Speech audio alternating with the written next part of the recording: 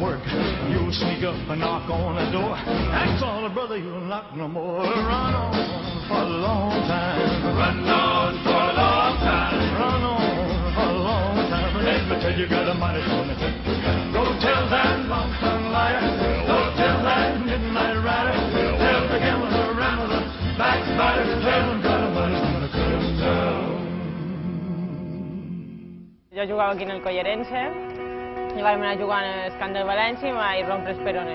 Vàrem veure que després de fer el tractament i tal, la fractura no consolidava.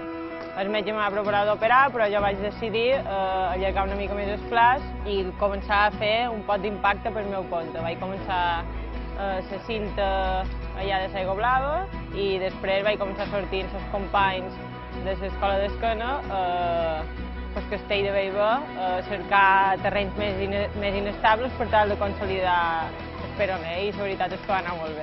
Després de començar a córrer per allà pel castell de Bellver li vaig agafar el gustet en això de la muntanya i ja una cosa va venir darrere l'altra. Les pretemporades jo sempre deia m'acosta agafar fondo, m'acosta, però bueno, ara segur que me va bé.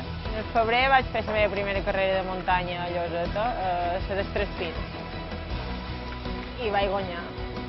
I després, al cap de 2 setmanes, ja vaig fer la K21, que ni prou fet cima pensava que podria quedar ni entre les 10 primeres i també la vaig guanyar.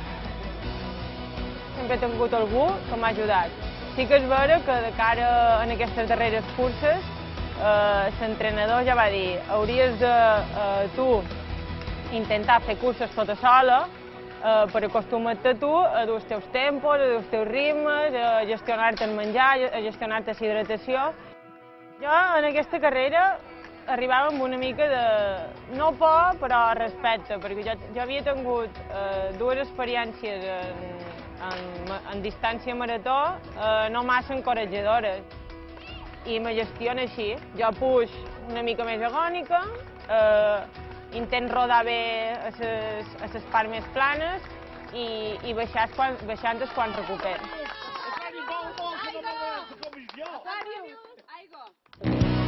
Jo realment no pensava en la victòria, jo pensava en acabar el millor possible. Anava rebentada i el que volia era que passassin els metres i arribar quant abans. Però no tant perquè no m'agafés la segona, sinó per jo arribar.